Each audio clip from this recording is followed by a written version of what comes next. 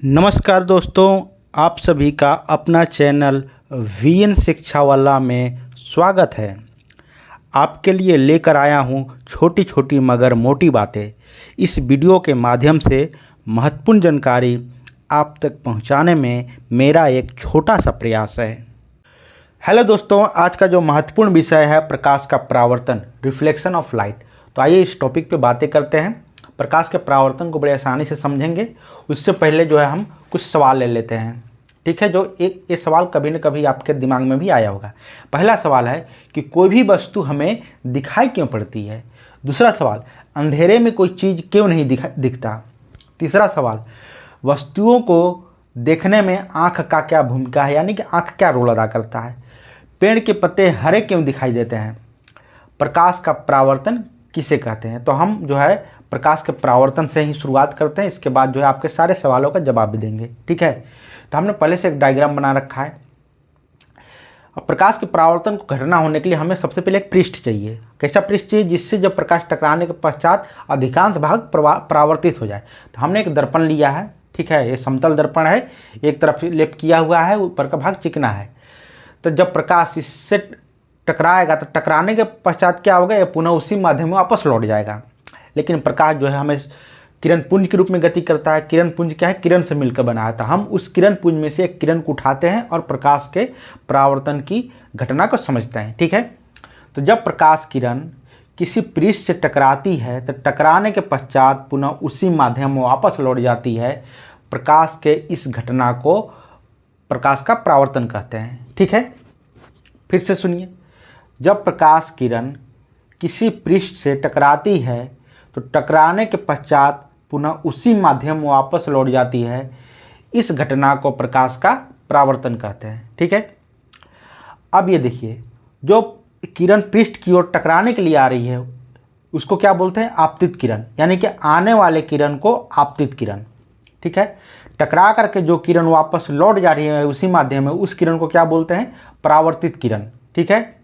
Incident ray, reflected ray. आने वाले किरण को आपतित किरण, टकरा करके जाने वाले किरण को परावर्तित किरण। इस तरह से आप याद कर सकते हैं, समझ सकते हैं। अच्छा, हम जहाँ जिस बिंदु पे एक किरण टकरा रही है वहाँ पे हमने एक अभिलंब रेखा खींच दिया।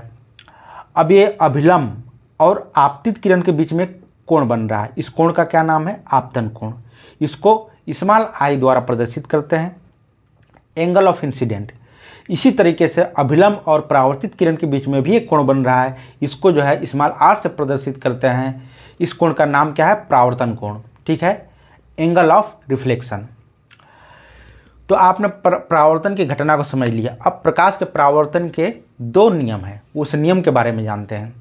तो ये आपतन कोण बराबर परावर्तन कोण, यानी कि कोण आई बराबर कोण आर, ठीक है।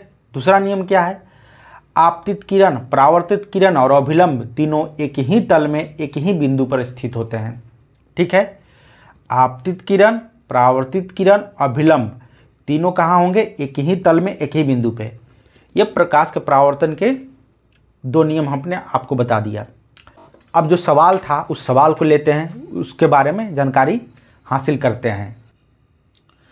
पहला सवाल है, कोई भी वस्तु हमें दिखाई क्यों पड़ती है।